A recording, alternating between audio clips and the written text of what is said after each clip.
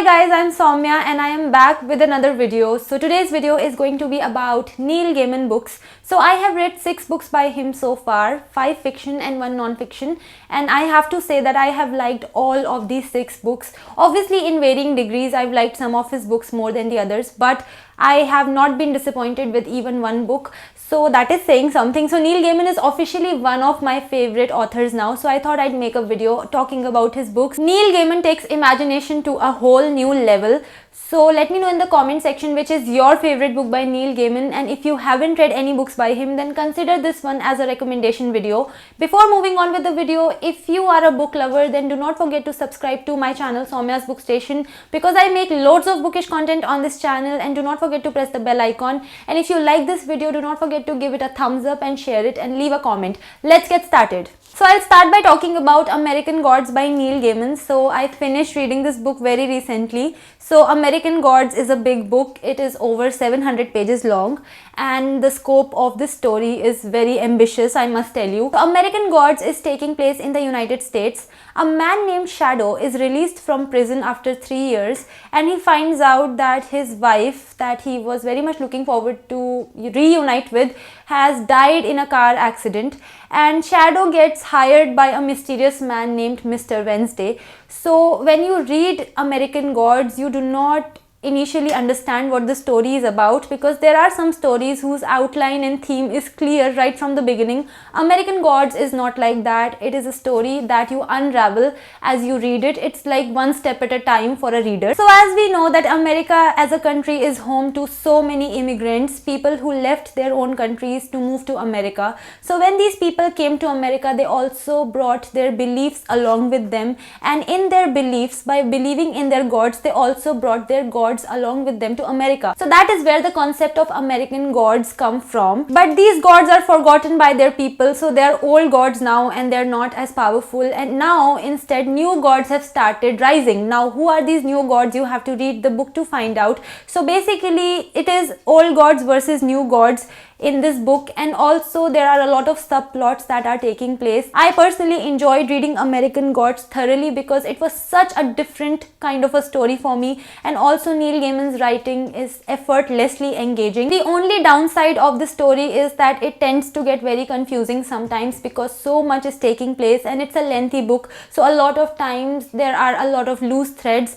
that you are unable to tie together, or are able to tie together but with some difficulty. So American Gods is a book that you have to be very alert while reading. Next up is Coraline. So Coraline was my second read by Neil Gaiman. I wish it had been my first because I love this book. It's my favorite book by him. A lot of people have asked me which book they should go for as their first read by Neil Gaiman. I say go for Coraline. It's a great book. So it's a story about a little girl named Coraline. It's an unusual name and it's an unusual story. So Coraline lives with her parents in an apartment in a big house, but something is really off about this house. So there is this door in the drawing room of Coraline's apartment, and whenever she opens this door, she discovers that there is a brick wall. So this door is essentially useless. But as the story progresses, Coraline finds out that that door is not useless. In fact, it's a portal to another world. That door actually opens to another apartment which looks like her own apartment, and it also houses 2 people who look like her own parents, except they have button eyes. Coraline discovers that she and a lot of people are in danger. She needs to save everybody. So Coraline is meant to spook you out as a reader, and it does that job perfectly well. It really gave me a scare, I must say. This is one of those perfect winter reads.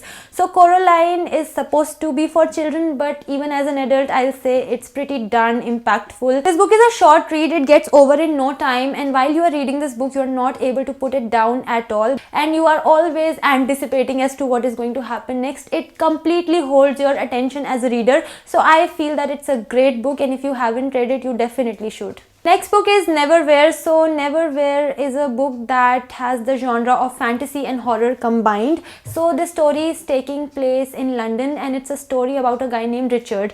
But the London that this story has is not the normal London that we know, but London underground or London below, which is basically the city beneath the actual London. So Richard ends up helping a girl named Dor out of the goodness of his heart, but as a result of this, he ends up getting sucked into a misadventure that puts him in a lot of difficult situations. Neverwhere has a lot of things going on. Richard's normal life completely slips out of his hand once this story begins properly, and we read about so many creatures, and since this story also has the elements of horror, it tends to get quite creepy and disgusting sometimes. Neverwhere gives you a very thrilling experience as a reader as well, because some really unexpected and startling things happen in this book. So yes, you can say that it has the elements of a thriller as well, a good thriller at that. I suppose that this book is a double delight for the people who live in London or have at least been to London, because it has talked about so many different places in London and in a very imaginative and in a very fantasy kind of a way. So you know, people who have been to that city or live there can really view those places from a different lens entirely of Neil Gaiman's imagination.